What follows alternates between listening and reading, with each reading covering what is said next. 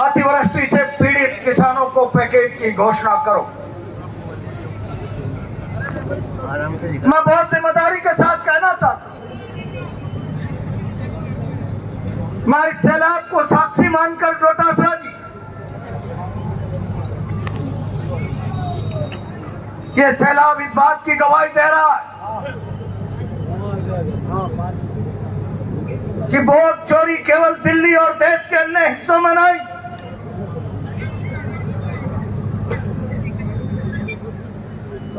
भय से, प्रलोभन से, सत्ता की ताकत से इस कोटा की धरती पर भी वोटों पर डाका डाला गया, चोरी नहीं डाका डाला।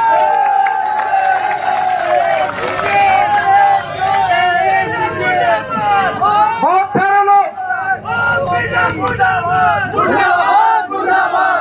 राहुल जी के वोट चोरी के नारे के खिलाफ सोशल मीडिया पे बकवास करते रहते हैं। मैं मेरे सामने उपस्थित जनसमुदाय से कहना चाहता हूं, हिंदुस्तान की संविधान की व्यवस्था, सारे देश की सारी व्यवस्था आम आदमी के लिए बनी हुई व्यवस्था है। संविधान की सारी ताकत आम आदमी में, और उस आम आदमी को अपने ताकत का प्रदर्शन करने के लिए अमित जी आप मत बोलिए, मौका मिलता है वोट के रूप में, जनता के हित में काम करेंगे, मौका देंगे, जनता के हित में काम नहीं करेंगे, उखाड़ कर फेंक देंगे। सारी की सारी ताकत वोट के रूप में जनता के हाथ में निहित है। लेकिन उस जनता के हाथ में निहित ताकत को भी सत्ता की ताकत के बूते, भय से, प्रलोभन छीनने का प्रयास किया जाए। अगर तुमने कांग्रेस पार्टी के पक्ष में मतदान किया तो संवैधानिक संस्थाओं का जिस प्रकार से उपयोग होता है, ईडी आ जाएगी, सीबीआई आ जाएगी, और तो और साधारण गरीब आदमी जो सुबह कमाता है, शाम को खाता है, ट्रैक्टर चलाता है, ट्रॉली चलाता है, उसमें भय बैठा दिया जाता है। अगर तुमने भारतीय जनता पार्टी के खिलाफ वोट डाला, तुम्हारी रोजी रोटी पर संकट ला दिया जाएगा। खान के मालिक को धमकाया जाए, किसी जेसीबी के मालिक को, शराब के ठेकेदार को, हर व्यापारी को धमकाया जाए। अगर भारतीय जनता पार्टी को वोट नहीं डाला तो शासन तुम्हारा रोजगार बंद कर देगा। मैं कह रहा हूं आप क्या फैसले लोगों के वोटों को बदलना, ये वोटों की चोरी है या वोटों पर डाका है? डाका है, डाका। और मैं बहुत जिम्मेदारी से कह रहा हूं, जिस रोज लोकतंत्र में वोट के अधिकार की ताकत जनता से छीनी जाती है, संविधान की आत्मा लहूलुहान होती है। और यह भारत का संविधान उसी जनता के भरोसे से चल रहा है, उसी पर टिका हुआ है।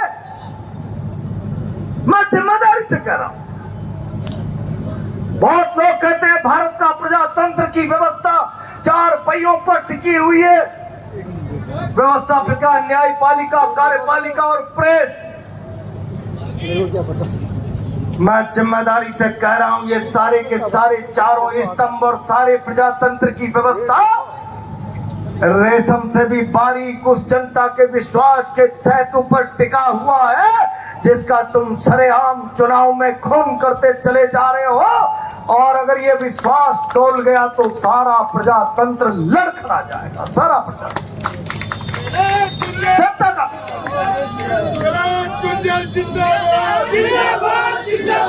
हरा क्या? दिल्ली में केंद्र की सरकार आ गई, दावा किया गया 2022 तक हम इस देश के भाग्य विधाता किसान की आमदनी को दुगना कर देंगे। किसान की आमदनी को दुगना करने का सपना दिखाने वाले भारत के प्रधानमंत्री जी भारतीय जनता पार्टी के राष्ट्रीय नेतृत्व से सवाल खड़ा करना चाहता हूं। एक तरफ तो सब जवाब दिखा रहे हो, किसान की आमदनी दुगनी करेंगे, दूसरी तरफ हिंदुस्तान का किसान दिल्ली के बॉर्डर पर 1 साल तक टिका रहे, किसान की फसल खरीद की एमएसपी की गारंटी चाहिए, किसान को पसीने की कीमत नहीं मिल पा रही। परिणाम हो रहा है देश में किसान पसीने की पूरी कीमत नहीं मिल पाने के कारण आत्महत्या के रास्ते पर जा रहा है। भारत के प्रधानमंत्री जी के पास दिल्ली के बॉर्डर पर पड़े हुए 1 साल तक किसानों से चर्चा करने का समय नहीं, वार्ता करने का समय नहीं। 1000 से लगभग किसान सड़क पर बैठे बैठे साल भर में दम तोड़ दे। किसान हितैषी होने का दावा करने वाली सरकार के पास उनके साथ संवाद करने का रास्ता नहीं। मैं बहुत जिम्मेदारी से हाड़ौती के किसानों को कहना चाहता हूं, अभी हाल ही में स्मार्ट मीटर का मामला चल रहा, स्मार्ट मीटरिंग का काम रुका है तो केवल एक फर्म एक आईएएस अफसर को बिहार में 60 करोड़ रुपए की रिश्वत देते हुए ईडी की पकड़ में आ गई और सप्लाई बंद हो गई। वरना आप विचार कर लेना, एक एक किसान के खेत पर घर पर स्मार्ट मीटर लगेगा। और स्मार्ट मीटर का मतलब मैं आज आपसे कहना चाहता हूं, ये सारी की सारी बिजली व्यवस्था का निजीकरण करना चाहते हैं, प्रीपेड भुगतान करना चाहते हैं। जितना पैसा डालो उतना मीटर चलेगा। प्रधानमंत्री जी शर्म करो कुछ तो, भारतीय जनता पार्टी के लोगों, चुल्लू भर पानी में डूब मरो। एक तरफ तो तुम कहते हो 2024 के लोकसभा के चुनाव में बड़े गर्व से भारत के प्रधानमंत्री कहते मैं 80 करोड़ लोगों को 5 किलो गेहूं भरने का देता हूं। जिस मुल्क में 80 करोड़ लोग 5 किलो गेहूं की खैरात पर अपना जीवन चलाते हो, उन्हें स्मार्ट मीटर से खून पीने का रास्ता उनके लिए तैयार मत करो। वो स्मार्ट मीटरिंग का पैसा दे नहीं।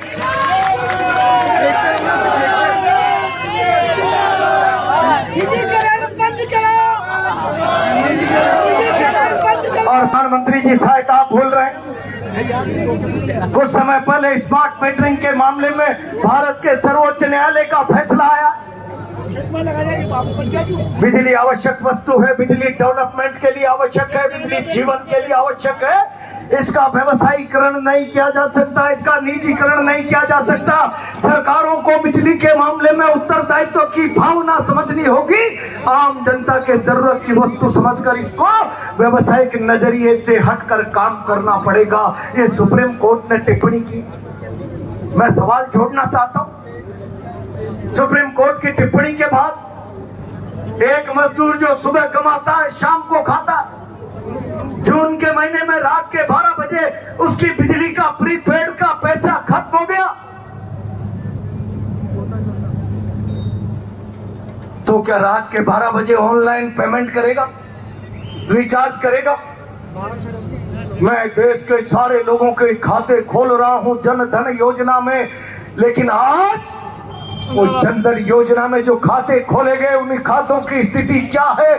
80% से ज्यादा खाते बंद हैं और जो खाते चल रहे हैं उन खातों में मोदी जी भारतीय जनता पार्टी के संरक्षण में अवैध धंधे करने वाले लोग गरीबों के खातों को किराए से लेकर अवैध धंधे कर रहे हैं और उसका परिणाम हो रहा है इनकम टैक्स आई के जब नोटिस आते हैं तो गरीबों को पता चलता है मेरे खाते में 60 करोड़ कैसे, मेरे खाते में 100 करोड़ कैसे।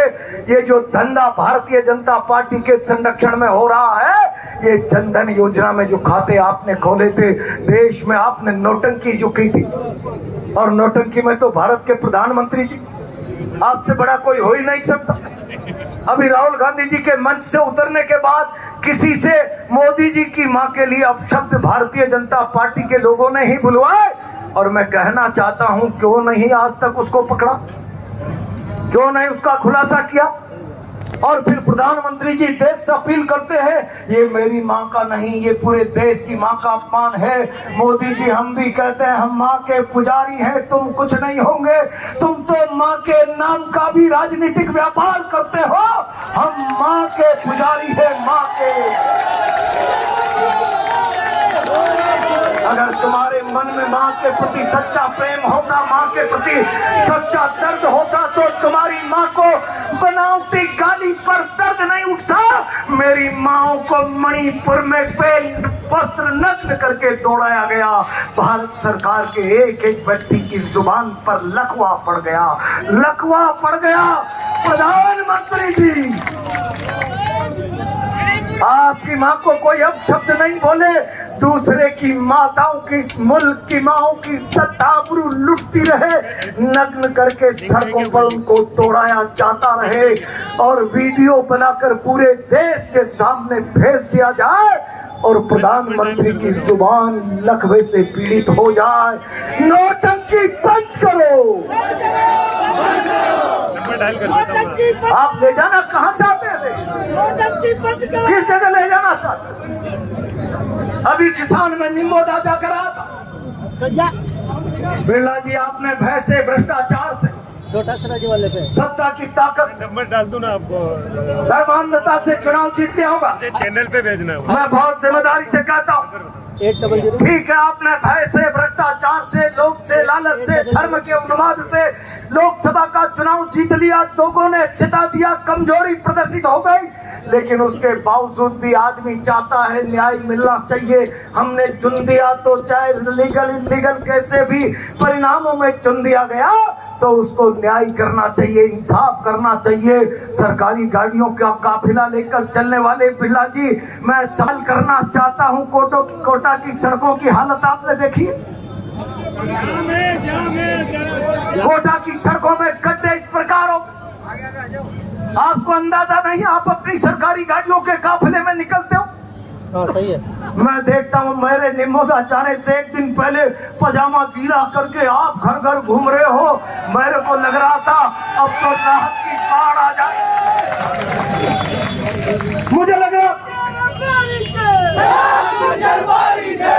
मुझे लग रहा था कि अभी पानी की बाढ़ नहीं, अब तो लोकसभा का स्पीकर प्रधानमंत्री के माथे पर बैठने वाला, मुख्यमंत्री को कुछ नहीं समझने वाला पहुंच गया है।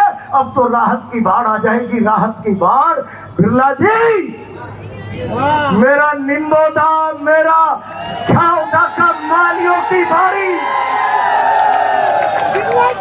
आपकी राहत का इंतजार कर रहा है।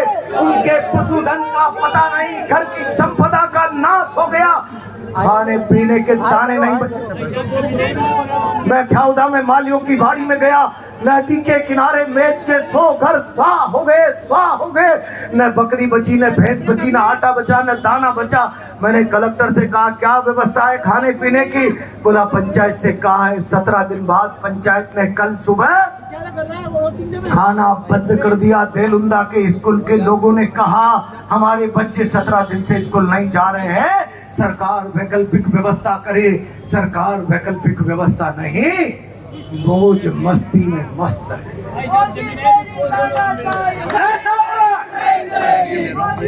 बिरला जी आप जाओ कहीं भी, जाने कौन सी समितियों का उद्घाटन करो, विदेशों के दौरे करो, कोई तकलीफ नहीं है, लेकिन भगवान के लिए रोम जलता रहे, नीरो चैन की बंसी बजाता रहे, ऐसा मत करो। मेरा कोटा जख्मों से पीड़ित है, सड़कें खराब है, गरीबों के स्मार्ट मीटर से बिजली बंद हो गई है। मेरा निम्बोदा न्याय और इंसाफ के लिए पैकेज मांग रहा है। मेरा खटखड़ और छावदा मालियों की बारी न्याय की टकटकी लगाकर आपकी तरफ झांक रहे हैं। मुझे लगता है आजकल तो आपसे ज्यादा ताकतवर आपके ओएसडी हैं। प्रहलाद गुंजल के जाने के बाद दोबारा पीछे से गई। मैं चुनौती देकर कह रहा हूं, तुमने केवल सत्ता का न्याय के लिए जनता के हित में उपयोग करने के बजाय बेजा इस्तेमाल कर रखा है। मैं कई जगह कहता हूं और चुनौती दे रहा हूं प्रशासन के लोगों, अब सुधार कर दो। 2 साल निकल गया है, थानों में कांग्रेस पार्टी का कार्यकर्ता आम आदमी फरियाद लेकर जाता है तो मुलजिमों का सा बर्ताव होता है, और अगर कांग्रेस पार्टी का कार्यकर्ता की जगह भाजपा का कार्यकर्ता मुलजिम भी हो तो पुलिस के लोग आंखों पर पट्टी बांध लेते हैं। क्या हालत, क्या ये न्याय? सरकारी व्यवस्था की कोई भी संस्था आम आदमी के साथ, किसी एक भी आदमी के साथ न्याय और इंसाफ की भावना के विपरीत काम करे तो संविधान की आत्मा रोती है, संविधान की आत्मा घायल होती है। मैं अब कहना चाहता हूं, जरा अपने आचरणों में सुधार कर लेना। अब जंग की शुरुआत है, ये नोटिस है, चेतावनी है।